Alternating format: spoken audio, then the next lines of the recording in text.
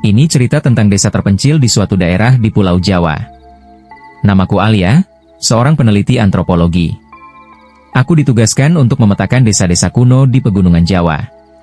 Suatu hari, aku menerima surat dari seseorang bernama Mbah Sastro, yang mengundangku meneliti desa leluhur bernama Wonosari, yang katanya tidak tercatat di peta manapun.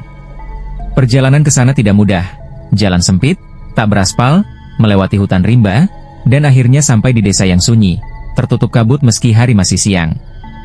Desa itu aneh. Rumah-rumah dari kayu jati berdiri rapi, tapi tak ada suara ayam, tak ada anak-anak bermain.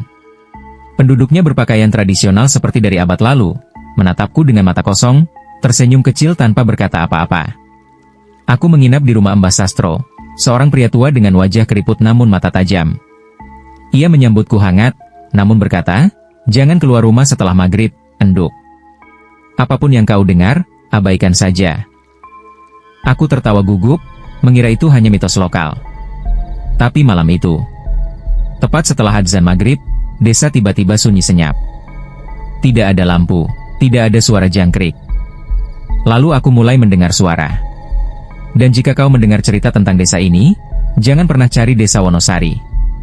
Karena yang bisa menemukan desa ini hanya mereka yang dipanggil. Suara gamelan yang lirih. Lalu teriakan. Bayangan hitam melintas cepat di luar jendela. Suara ketukan di pintu, pelan. Lalu keras. "Tolong bukakan, aku ketinggalan."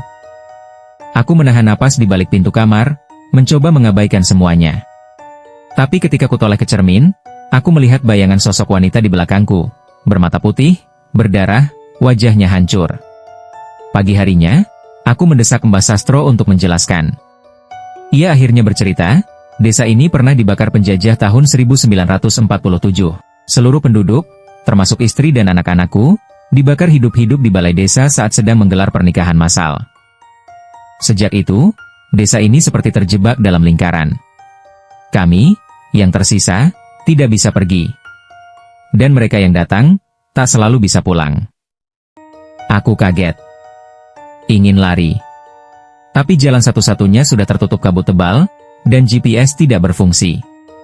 Malam berikutnya, aku bermimpi melihat pesta besar di alun-alun desa. Semua penduduk menari, tertawa, berdarah, terbakar.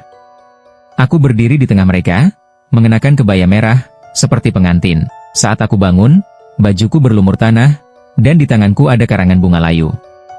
Hari ini hari keempat. Aku tak tahu bagaimana keluar dari sini. Tapi aku mulai terbiasa. Penduduk mulai menyapaku, mengajakku berbicara. Bahkan, aku mulai lupa namaku sendiri.